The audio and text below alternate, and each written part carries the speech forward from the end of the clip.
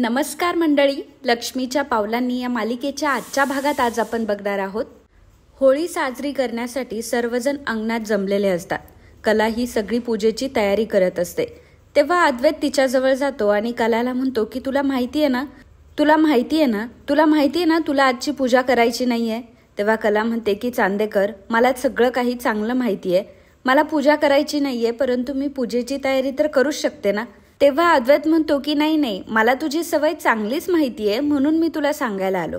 मला माहिती आहे आबांच्या पुढे पुढे करशील, मळवट भरून घेशील आणि मग पूजेला बसशील. मला तुझं सगळं माहिती आहे, तू किती पुढे पुढे करतेस ते. तेव्हा कला म्हणते की चांदेकर, मला एकदा सांगितलेलं व्यवस्थित कळतं. मी तुला एकदा बोलली ना की मी नाही बसणार पूजेला तर नाही बसणार, आणि नाही मळवट भरून घेणार तर नाही घेणार. मग अद्वैत जरा शांत होतो. त्याचवेळी आता तिथे दिनकर राव, त्यानंतर काजल, संगीता सगळेजण आलेले असतात. संगीताला बघून कलाला खूप आनंद होतो. आईला ती भेटते, परंतु यावेळी संगीताला मात्र कलाच्या चेहऱ्यावर नाराजी दिसत असते. इतर वेळी जेव्हा कधी ते चांदेकरांच्या घरी सणाला आलेले असतात तेव्हा मात्र कला खूप खुश असायची, आणि आज मात्र तिच्या चेहऱ्यावर एक वेगळ्या प्रकारचं दुःख संगीताला दिसत असतं, आणि ते काय आहे हे देखील तिला माहीत असतं. त्यामुळे कलासाठी तिला कुठेतरी वाईट वाटतं. आता नैना ही रेडी होऊन खाली आलेली असते. सगळ्यांची तयारी वगैरे झालेली असते, सगळ्यांची पूजाची तयारीही झालेली असते, सगळे खाली आलेले असतात आणि सगळ्यांच्या शेवटी आवरून आलेली असते नैना. नैना म्हणते की रजनी मॅडम, काही करायचं राहिलंय का, मलाही सांगा ना काहीतरी काम, मी करते ना. तेव्हा रजनी म्हणते की काही नको करू तू. मग रॉकेट म्हणतो की थांब तू एक काम कर. तर नैना म्हणते की काय. तर रॉकेट म्हणतो की चल, गौऱ्या थापायला येते का. नैना म्हणते की हो चल ना जाऊयात आपण. सगळेजण हसू लागतात. नैना विचारते की काय झालं. तेव्हा कला म्हणते की काही नाही झालंय ताई, परंतु सकाळी जसं ज्याप्रमाणे तू पुरण खाल्लंयस ना तसं आता काही करू नकोस. तेव्हा नैना म्हणते की ठीक आहे. मनामधून मात्र तिला कलाचा खूप राग आलेला असतो आणि मनामध्ये ती कलाला शिव्या देत असते आणि म्हणत असते की काय ही सतत मला शिकवत असते नुसती, आणि हिला प्रत्येक वेळी मला शिकवायचंच असतं. लहान आहे ना माझ्यापेक्षा, हिला मोठी बहीण म्हणून मला शिकवायची काही गरज आहे का. तर त्याचवेळी अनामिका देखील तिथे आलेली असते. अनामिकाला तिथे आलेलं बघून काजलला खूप वाईट वाटायला लागतं आणि ती सोहमकडे बघत असते. सोहम हा अनामिका आल्यामुळे खूप एक्सायटेड असतो, कारण कुठेतरी त्याला काजलला जळवायचं असतं. मग सोहम अनामिकाला म्हणतो की ये ना, आलीस का तू. अनामिका म्हणते की थांब 1 मिनिट. अनामिका सगळ्यात पहिल्यांदा चप्पल काढते आणि सगळ्यांसमोर जाते. सोहम म्हणतो की थांब, आता मी तुला ना सगळ्यांची ओळख करून देतो. तर अनामिका म्हणते की अरे, मला ओळख करून देण्याची काय गरज आहे, मी तर कोल्हापुरातच लहानची मोठी झाली आहे, आणि यांना कधी कोणी ओळखणार नाही असं होईल का. यांना मी सगळ्यांना चांगली ओळखते, तुम्ही तर सेलिब्रिटी आहात कोल्हापूरचे. असं म्हणत ती आबांच्या पाया पडते आणि म्हणते की हे आबासाहेब चांदेकर. नंतर ती रजनी आणि श्रीकांत यांच्या पाया पडते आणि म्हणते की हे आई बाबा आहेत. तेव्हा अद्वैत मात्र हळूच आबांना म्हणत असतो की आबा, सोहमला बघताय ना एकदा, किती आनंदी दिसतोय तो. तेव्हा आबा म्हणतात की हो ना, आज जरा जास्तच आनंदी दिसतोय, आणि आज एकदम भलताच रेडी झालाय, एकदम भारी दिसायला लागलाय आज. तर अद्वैत म्हणतो की आबा, मला काहीतरी गडबड वाटते बरं का. तर आबा म्हणतात की अरे गप्रे, त्याचे दिवस आहेत, करू देत त्याला एन्जॉय. पण बघ ना, त्या मुलीने सुद्धा एवढ्यामध्ये श्रीकांतला आणि रजनीला बरोबर ओळखलं आई बाबा म्हणून. अद्वैत आणि आबा दोघंही हसू लागतात आणि सोहमची मजा घेत असतात. परंतु सोहम आणि अनामिकाची ही जवळीक बघून काजलला खूप वाईट वाटलेलं असतं. काजल त्या दोघांकडेही बघत असते. काजलला वाईट वाटलेलं असतं की हे दोघंही किती जवळ आले, त्यांची किती बोलताय, आणि यांच्यामध्ये एवढी घनिष्ठ मैत्री कधीपासून झाली. त्याचवेळी अनामिकाचा रुमाल खाली पडतो, तर सोहम लगेचच खाली वागतो आणि तिला तो रुमाल देतो. तेव्हा तर काजलच्या मनात अगदी धस्स झालेलं असतं की यार, हा सोहम माझा मित्र होता, माझ्यासाठी काही करायला तयार होता, आणि आता मात्र ह्या अनामिकाचा रुमाल उचलून देतोय. त्यामुळे तिला जरा जेलस फील होत असतं. संगीता, दिनकर राव हे आबांशी बोलत असताना, आबांशी गप्पा मारताना सरोजला मात्र ते अजिबात सहन होत नसतं. सरोज वाकड्या नजरेने त्यांच्याकडे बघत असते. रजनी कलाला सांगते की कला, एक काम कर, ती प्लेट इकडे घेऊन ये. तर कला घेऊन येते. रजनी म्हणते की चला, आज आपल्या घराण्याची खूप महत्वाची आपल्याला पद्धत पार पाडायची आहे, रीत पार पाडायची आहे. तर कला म्हणते की कुठली रीत.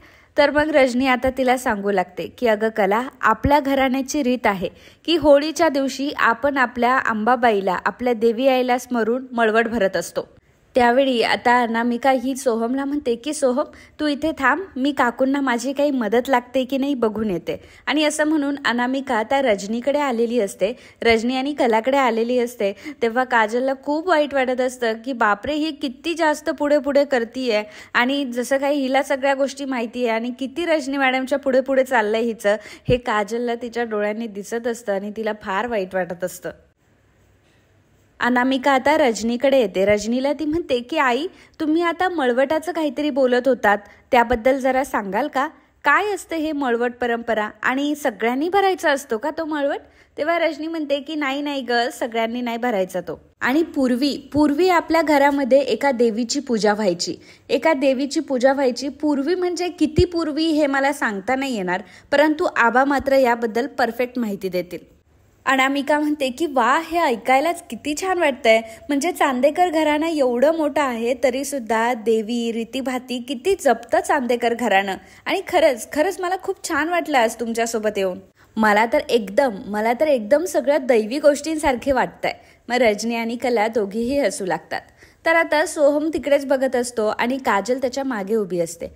राहुल सोहमकडे येतो आणि सोहमला म्हणतो की काय रे सोहम, आपल्या घरातल्या सुना मळवट भरत असतात, चांदेकरांच्या सुना या होळीला मळवट भरतात, तर मला असं वाटतंय की पुढच्या वेळी हा मळवट भरण्याचा मान अनामिकाला भेटतो वाटतं. असं म्हटल्यावर सोहम म्हणतो की ए दादा काही पण काय बोलतोय. आणि त्यावेळी काजल हे सगळं ऐकत असते, त्यामुळे काजलला वाईट वाटत असतं. आबा म्हणतात की चला आता मळवट भरायला सुरुवात करूयात. मग रजनी कलाला सांगते की कला अगं ते मळवट भरायचं जे ताट आहे ना ते एकदा घेऊन ये बरं. तर कला म्हणते की ठीक आहे. कला आता अद्वैतकडे बघू लागते आणि अद्वैतही कलाकडे बघत असतो, कारण अद्वैतने स्पष्ट शब्दात कलाला सांगितलेलं असतं की तू मळवट भरायचा नाही आणि मला तुझ्यासोबत कुठल्याही प्रकारची पूजा करायची नाही. आणि जोपर्यंत काही कन्क्ल्युजन निघत नाही तोपर्यंत कुठलीही पूजा अर्चा आपण करणार नाही, असं अद्वैतने कलाला सांगितलेलं असतं. त्यामुळे कला आता त्याच गोष्टी डोक्यात ठेवून असते आणि कला रजनीला विचारते की रजनी मॅडम फक्त ताट आणायचंय ना मला? तर रजनी म्हणते की हो, फक्त ताट घेऊन ये आणि तसंही आपण होळीच्या समोर मळवट भरणार आहोत. आता असं म्हटल्यावर कला म्हणते की ठीक आहे. कला वाटतं की फक्त ताट घेऊन यायचंय, म्हणून कला आता ताट आणायला जाते. तिथं गेल्यावर कला ताट हातामध्ये घेते तर लगेचच आता नैना तिच्या हातातून ते ताट ओढून घेते आणि ती तिला म्हणते की हे माझं ताट आहे, हे यातून मळवट तर मी भरणार आहे. कला म्हणते की जाऊ दे, हिच्या डोक्याला कुठं डोकं लावत बसायचं. पण नैनाच्या मनामध्ये विचार येत असतो. आता कलाच्या हातामध्ये मळवटाचं ताट असतं, त्यामुळे सरोजला आता खूप राग आलेला असतो. सरोज ही अद्वैतला म्हणत असते की अद्वैत अरे बघ ना तिच्या हातामध्ये ते कुंकवाचं ताट आहे आणि आता जर हिने मळवट भरला तर तुम्हाला दोघांनाही पूजेला बसावं लागेल. कळतंय का तुला? तू काहीतरी कर, तिला थांबव. सरोज म्हणत असते की अद्वैत मी तुला म्हटलं होतं ना, ही मुलगी खूप शहाणी आहे. तू जरी हिला किती सांगितलं ना तरी सुद्धा ही मात्र तिची चाल कधीही सोडणार नाही. हिला जे करायचं असतं तेच ती मुलगी करणार. तू हिला सांगितलं होतं ना मळवट भरू नको, तरी सुद्धा ही कशाला एवढं पुढे करत असेल ही मुलगी. तर आता अद्वैतला सुद्धा कलाचा त्या गोष्टीमुळे राग येत असतो की हिला मी एवढं बजावून सांगितलंय की तू मळवट भरू नकोस, तरी सुद्धा हिने ताट का बरं हातात घेतलंय आणि का कुंकवाचं ताट हिने हातात घेतलंय, असा प्रश्न अद्वैतला पडलेला असतो. तर नैना मात्र त्यावेळी मनात विचार करत असते की काहीही झालं तरी मी ह्या कलाला मळवट भरू देणारच नाही. आता असं काय करू की ही कला मळवट भरणार नाही?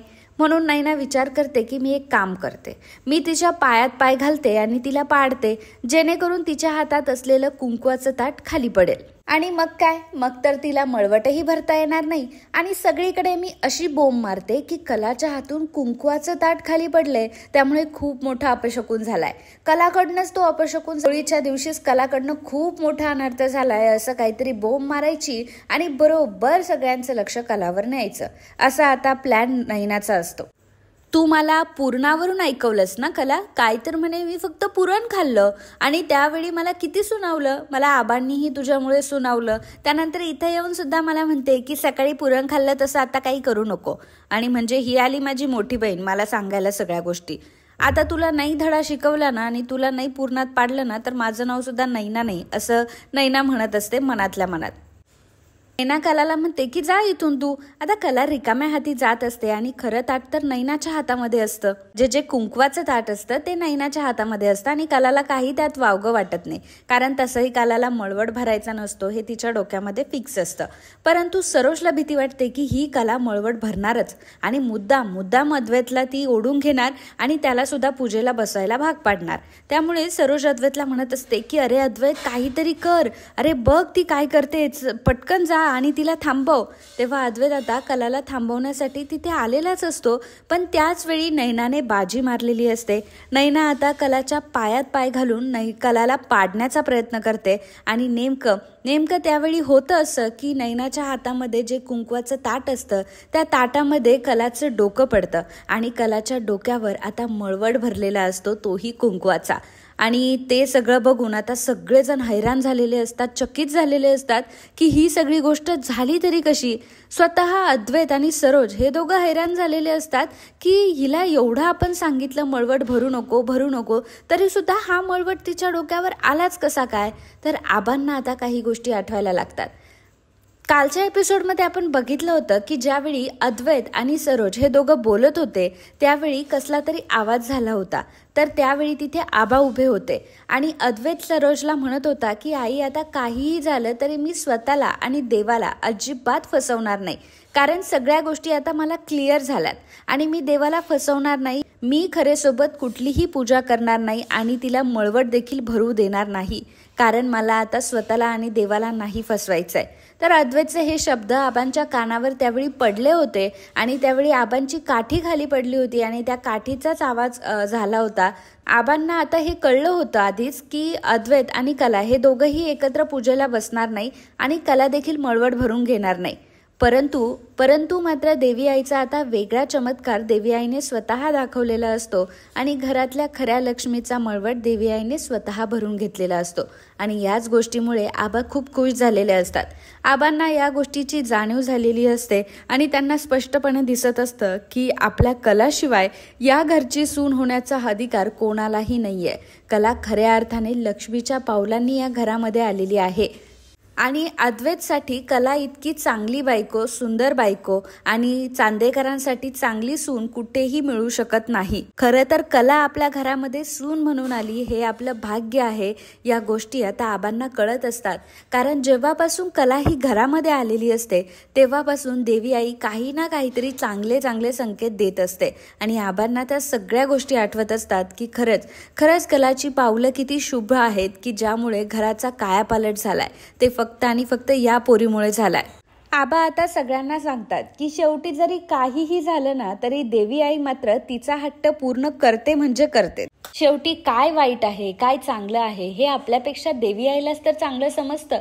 आपण इथे कितीही आकडेमोडी केली, कितीही आपण कॅल्क्युलेशन जरी केले तरी सुद्धा देवी आईचा हिशोब मात्र वेगळाच असतो आणि तो आपल्या बाजूने जास्त असतो. म्हणून देवी आई आपल्यासाठी सगळ्या गोष्टी करत असते. आता जोडप्यावर कुंकवाची उधळण झाली, त्यानंतर सुनेच्या माथ्यावर मळवट भरला गेला. आता या गोष्टीला शुभ संकेतच म्हणायचं ना. त्यावेळी नैनाला खूप राग आलेला असतो, कारण कलाला तिला अपशकुनी दाखवायचं असतं. कशा प्रकारे कलाच्या हातून कुंकवाचं ताट खाली पडलं त्यामुळे किती मोठा अपशकुन झालाय आता असं तिला सगळ्यांना दाखवायचं असतं. परंतु इथे मात्र तिचे सगळे फासे पलटलेले असतात आणि कुठेतरी हा शुभ शकून मिळण्यासाठी नैना जबाबदार असते, कारण नैनाने जर हा तिच्या पायात पाय घालून तिला पाडण्याचा प्रयत्न केला नसता तर ही गोष्ट झालीच नसती. आबांना मात्र खूपच आनंद झालेला असतो, कारण कलाच्या माथी मळवट हा अंबाबाईने खुद्द भरला आहे असं आबांना वाटत असतं आणि तेच खरं असतं. त्यामुळे आबा भरपूर खुश झालेले असतात आणि आता मात्र त्यांना कोणीही चॅलेंज करू शकत नसतं. आणि मग आबा आता मोठमोठ्याने अंबाबाईचा गजर करतात की अंबाबाईचा उदो उदो, अंबाबाईचा उदो उदो. सगळेजण आता होळीसमोर हात जोडून उभे असतात. मग त्यावेळी रागामध्येच आता नैना ही तिच्या माथ्यावर मळवट भरते, कपाळावर तिने मळवट भरलेला असतो आणि अतिशय रागामध्ये असते, कारण तिचा प्लॅन पूर्णपणे फ्लॉप झालेला असतो. आणि खरं तर आज कलाला जो शुभ संकेत मिळालेला असतो त्याचं कारण ही नैना बनलेली असते. त्यामुळे नैनाला प्रचंड राग आलेला असतो की नैनामुळेच कलाचं चांगलं झालं. कधी कधी दुश्मनांमुळे सुद्धा आपलं चांगलं होत असतं. याचं उत्तम उदाहरण म्हणजे आजचं. आबा म्हणतात की चला आता पूजा करून घ्या. आणि हो कला, तू या घरची थोरली नाचसून आहेस, त्यामुळे आजचा हा पूजा करण्याचा मान देखील तुझाच आहे. त्यामुळे अद्वैत कलाकडे बघत असतो. सगळ्यांना खूपच आनंद झालेला असतो. संगीता, बाबा, काजल सगळेजण कलाकडे बघत असतात. कलाचं खूप कौतुक वाटत असतं. परंतु आबांनी आता सांगितलेलं असतं की कलासोबत पूजा करायची, ही गोष्ट काय अद्वैतला पटलेली नसते. त्यामुळे अद्वैत आबांना म्हणतो की आबा, परंतु दोघांनी मिळून पूजा करायची काय गरज आहे? मी एकटाही पूजा करू शकतो. तेव्हा सरोज म्हणते की हो, अद्वैत जे बोलतोय ते अगदी बरोबर आहे. काय गरज आहे दोघांनी पूजा करायची? नाही म्हणजे एकट्याने पूजा केली तरी सुद्धा चालणारच आहे ना. मग आता आबा थोडे चिडलेले असतात, कारण सरोज पुढाकार घेऊन म्हणत असते की काय गरज आहे पूजेची, दोघांनीही वेगळी वेगळी पूजा केली तर काय प्रॉब्लेम आहे. मग आबांना राग आलेला असतो. मग आबा सरोजला म्हणतात की सरोज, तू गप्प बस. अगं, होळीमध्ये वाईटावर चांगल्याचा विजय होत असतो. अगं, होळीमध्ये बोंब मारायची असते ते वाईटाच्या गोष्टीची, आणि उगाच सरोज आता इथे नाही त्या गोष्टींची बोंबाबोंब तू सुरू करू नकोस. हे बघ, हा सण नको त्या गोष्टींची होळी करण्याचा आहे, आनंदाचा नाहीये. आणि सरोज, अगं सगळं काही आनंदाने चाललंय तर चालू देत ना. सगळे गोळी मिळेने सगळं काही करतायत तर त्यांना करू देत. तू कशाला मध्ये पाय घालतीयस? आणि तू आता उगाच सगळ्यांच्या आनंदावर विरजण टाकण्याचं काम करू नकोस सरोज. आणि तसंही देवीने संकेत दिलाच आहे ना. आणि आज झालेली कुंकवाची उधळण हा देवी आईचा संकेत नाहीये तर अजून काय आहे सरोज? आता एवढं समजण्या इतकं तू एवढी छोटी पण नाहीयेस ना. तुला या सगळ्या गोष्टी कळताय तरी सुद्धा तुला का बोलायचंय? मला माहितीये की या सगळ्या गोष्टी तुला पटताय, परंतु त्या तुला पटून घ्यायच्या नाहीयेत म्हणून तू असं बोलते. आणि सरोज, तू काही गोष्टी विसरली असशील, परंतु तुला मी एका गोष्टीची आठवण करून देतो.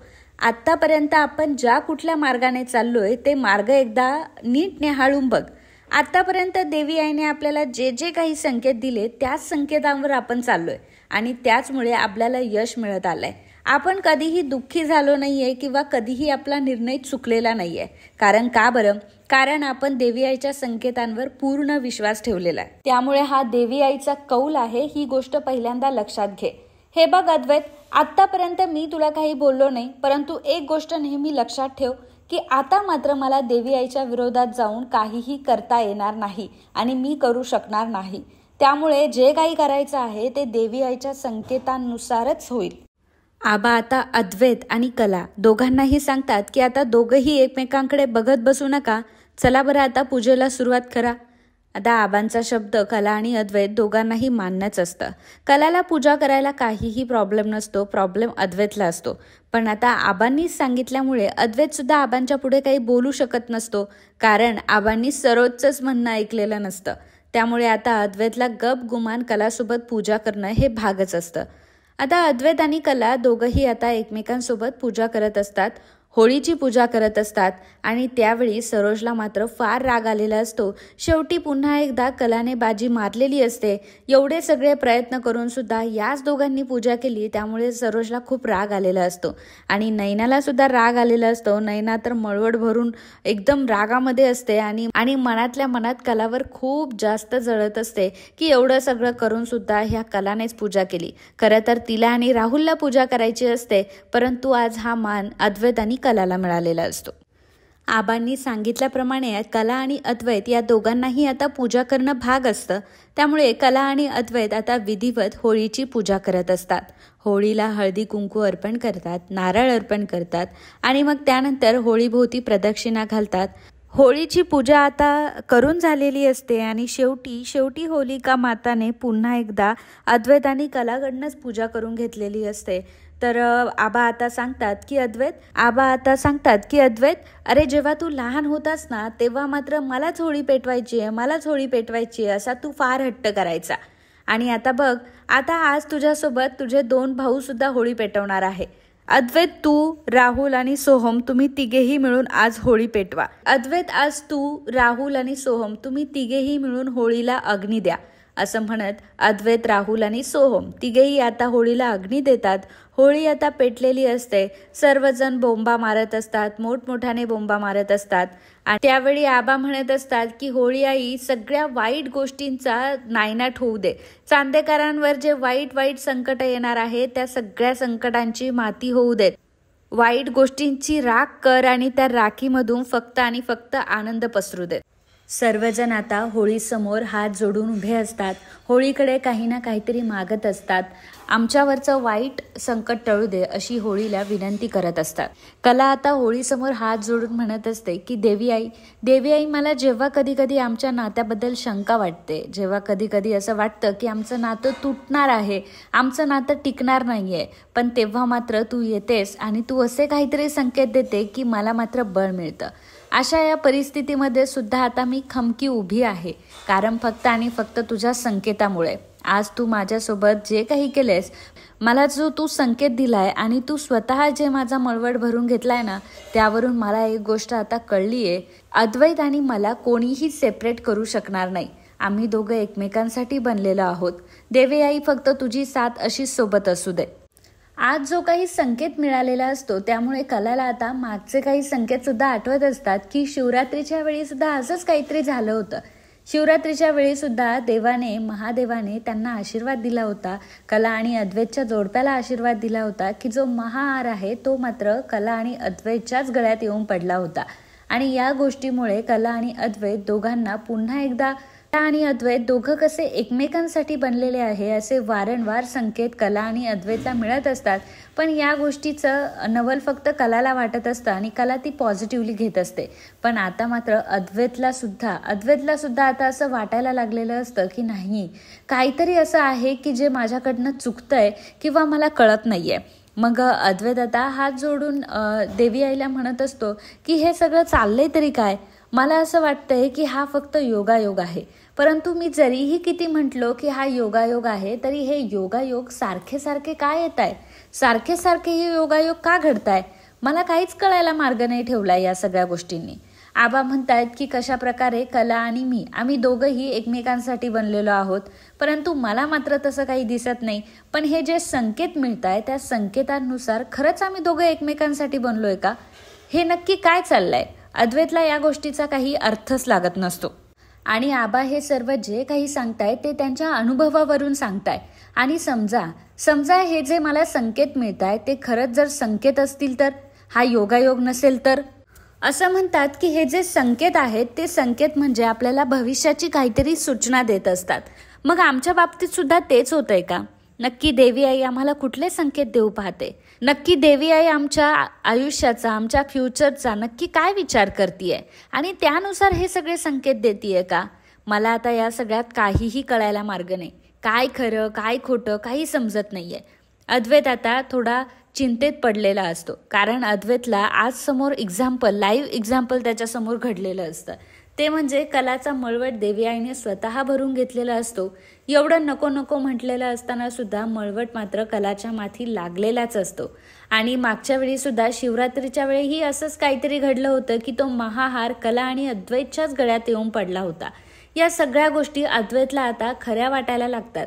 कुठेतरी हे देवी आईचे संकेत आहे आणि कुठेतरी हे आपल्याला वेगळ्या वळणाकडे घेऊन चाललेत का, की सध्या आपण जो काही विचार करतोय तो विचार चुकीचा आहे? मी दोघं खरंच एकमेकांसाठी बनलो आहोत का, अशी काळजी आता अद्वैतला वाटू लागते. त्यानंतर नैना आणि राहुल दोघंही पुढे आलेले असतात आणि ते दोघं आता होळीची पूजा करतात, होळीच्या पाया वगैरे पडतात. त्यानंतर रात्रीच्या वेळी सरोज आता घडलेल्या सगळ्या गोष्टींचा विचार करत असते.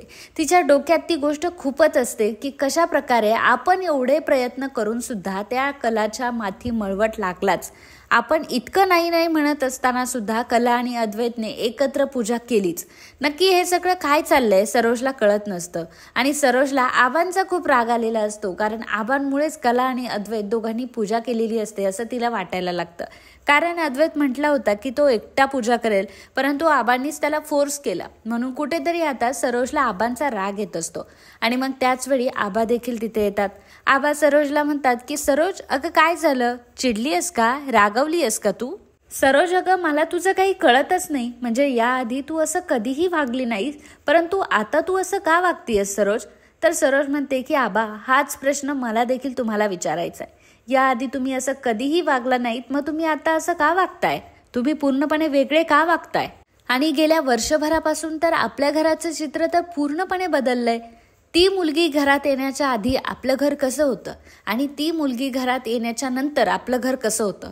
ती मुलगी जेव्हापासून घरामध्ये आली आहे तेव्हापासून घराचे 2 तुकडे झालेत. आधी सगळं काही एकदम सुरळीत चालू होतं, सगळ्या गोष्टी व्यवस्थित होत्या. परंतु आता मात्र जेव्हापासून ती मुलगी या घरामध्ये आली आहे तेव्हापासून सगळ्या काही गोष्टी त्या तिच्याच कलाने होत आहे. तिला जसं हवंय तसंच सगळं काही घडतंय. आणि आबा, या सगळ्या गोष्टी तुमच्या लक्षात येत आहे का? कारण या सगळ्या गोष्टींना वाव तर तुम्हीच देताय. ती घरातली मोठी सून, ती घरातली लक्ष्मी, ती माझ्या मुलाची बायको आहे असं आवाजावी महत्व त्या मुलीला दिलं जातंय आबा. गेल्या वर्षभरापासून याच गोष्टी मी बघते, मला दुसरं काही बघायलाच मिळत नाही. आणि तरी सुद्धा तुमचं असं म्हणणं आहे की मी वावगं वागते, मी विचित्र वागते. आबा सरोजला म्हणतात की सरोज हे बघ, आता काही गोष्टी ना मी जरा स्पष्टच बोलतो. तेव्हा सरोज म्हणते की हो आबा बोला, जे काही बोलायचे ते स्पष्टच बोला, कारण स्पष्ट बोललेलंच आपल्यासाठी चांगलं राहील. मग आबा सरोजला म्हणतात की हे बघ सरोज, मला माहिती आहे की तू काल अद्वैतला हे सांगितलंस की तू कलासोबत पूजा करू नकोस आणि कलाला मळवट देखील भरू देऊ नकोस, कारण जर कलाने मळवट भरला तर मात्र तुला तिच्यासोबत पूजेला बसावं लागेल. सरोज, अगं मी जर तुझा इतिहास बघितला तर जेव्हापासून लग्न करून तू या घरामध्ये आली आहे तेव्हापासून तू तर असं कधीच वागली नाहीस. म्हणजे तू मला नाही वाटलं कधी की चुकीचा सल्ला कोणाला देताना दिसलीस. परंतु आता असं नेमकं काय झालंय की तू असा चुकीचा सल्ला तुझ्या मुलाला द्यायला लागलीये, चुकीचं तुझ्या मुलाला सांगायला लागलीये?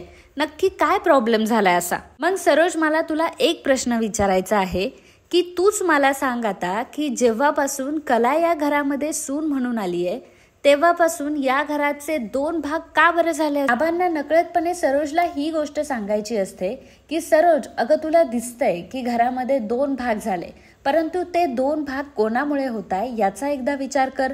जर तू त्या कलाला आपलं जर मानलंच नाही तर मात्र तू असंच म्हणणार ना की घराचे 2 भाग झाले.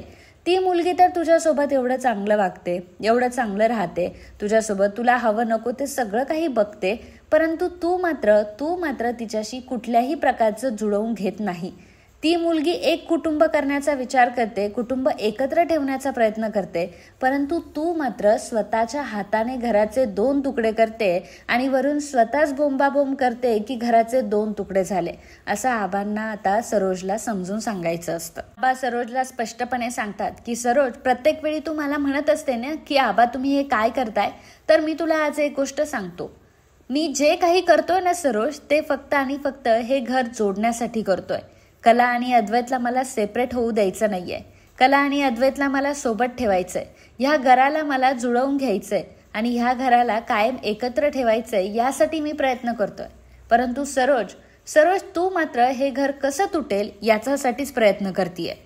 सरोज, अगं तू कधीपासून अशी वागायला लागली? कुणाच्या संसारामध्ये काडी करणं, कुणाच्या मनात विष पेरणं, या गोष्टी तू कधी केल्या नाही ग. आणि हे काम तुझं नाहीये सरोज, मग तू असं का वागतीयस? उलट कुठल्याही वादाला स्वतःपासून लांब ठेवून त्या वादाकडे दुर्लक्ष करून स्वतः खंबीर होऊन हा बिझनेस तू सांभाळलाय आणि ही तुझी खरी ओळख आहे सरोज. मग सरोज, आता तूच मला सांग की तू एवढी चांगली सून आहे या घरची, आतापर्यंत एवढं सगळं तू सांभाळून घेतलंयस आणि चांगल्या मार्गाने तू ह्या सगळ्या गोष्टी करत आलीये, तर आता वाईट मार्गाने का म्हणून जातीयस तू?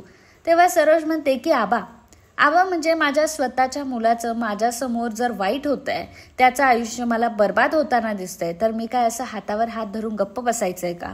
सरोज म्हणते की आबा, इथे प्रश्न माझ्या मुलाचा येतो ना, म्हणून मी हे सगळं वागते. आधी ती मुलगी या घरामध्ये नव्हती, त्यामुळे माझ्या मुलाचा काही प्रश्न मला वाटलाच नाही. माझ्या मुलाचं आयुष्य धोक्यात आहे असं मला कधी वाटलं नाही. मग आता जर मी माझ्या मुलाचा विचार करते, त्याच्या भविष्याचा विचार जर माझ्या मनामध्ये येतोय, तर मग ती गोष्ट चुकीची कसली? आबा आता मनामध्ये विचार करत असतात आणि म्हणत असतात की सरोज अगं तुला ही गोष्ट आता मी कशी सांगू की जर हा संसार टिकला तर चांदेकरांना जो शाप लागलाय तो शाप लगेच मिटून जाईल. तर मित्रांनो, आजचा हा भाग इथेच संपतो. पुढील भागात आपल्याला बघायला मिळणार आहे. दुसऱ्या दिवशी होळीचा दिवस असतो. होळीचा म्हणजेच रंगपंचमीचा दिवस असतो आणि सगळेजण रंग खेळत असतात, होळी खेळत असतात. चांदेकरांकडे सुद्धा खूप मोठ्या होळीचं आयोजन केलेलं असतं. सगळेजण होळी खेळण्यामध्ये बिझी असतात. कला आणि अद्वैत यांना कुठल्याही प्रकारचा रंग अजून लागलेला नसतो. तेव्हा कला मनामध्ये विचार करत असते की हा चांदेकर नक्की मला रंग लावणार आहे की नाही. अद्वैत मात्र तिच्याकडेच बघत असतो. नैना आता रंगांचं ताट घेऊन उभी असते. त्याच वेळी तिथे येते रोहिणी. रोहिणी तिला हात लावते, तर रोहिणीचा हात लावलेलं बघून आता नैना घाबरते. मग रोहिणी विचारते की एवढं दचकायला काय झालं. नैना म्हणते की अच्छा तुम्ही आहात, मला वाटलं की कोण आहे, आणि आज त्या कलाला तर मी चांगलाच धडा शिकवणार आहे. आणि तुम्हाला माहिती आहे, या रंगामध्ये लाल रंग कमी आहे आणि लाल मिरची पावडर जास्त आहे. म्हणजे नैनाने मुद्दाम आता रंगांमध्ये लाल मिरची पावडर मिक्स केलेली असते, तेही कलावर तो रंग फेकण्यासाठी, आणि तिला काही करून तो रंग कलाला लावायचा असतो, म्हणून तिने हे सगळं अट्टहास केलेला असतो. परंतु देवाची कृपा मात्र वेगळीच होणार असते. देवी आई आता बरोबर खेळ खेळणार असते, आणि ज्यावेळी नैना आता कला आणि अद्वैत ह्या दोघांनाही रंग लावायला जाते, त्याच वेळी नेमकं आता तिथे अद्वैत आणि कला येतात. अद्वैत आणि कला दोघंही आता नैनाला मध्ये घेतात आणि तिच्या आड लपण्याचा प्रयत्न करत असतात. आता त्या दोघांच्या झटापटीमध्ये नैना खाली पडते आणि नैनाच्या ताटामध्ये जो रंग असतो तो स्वतः नैनाच्या तोंडावर पडतो. म्हणजे जी मिरची पावडर असते ती स्वतः नैनाच्याच तोंडावर पडते. कलाला ती बुडवायला निघालेली असते, डुबवायला निघालेली असते, कलाच्या अंगावर ती मिरची लावणार असते, परंतु आता मात्र तिच्याच अंगाला लाल मिरची लागलेली असते. तर कला आणि अद्वैत मात्र दोघंही जोमात होळी खेळत असतात. जोमात दोघं एकमेकांना रंग लावत असतात आणि एकमेकांना रंग लावण्यासाठी मात्र एकमेकांवर तुटून पडलेली असतात. तर मित्रांनो, आजच्या या भागाबद्दल तुम्हाला काय वाटलं याबद्दलचं तुमचं मत आम्हाला नक्कीच कळवा. And if you like my video please do subscribe, share and comment. Thank you.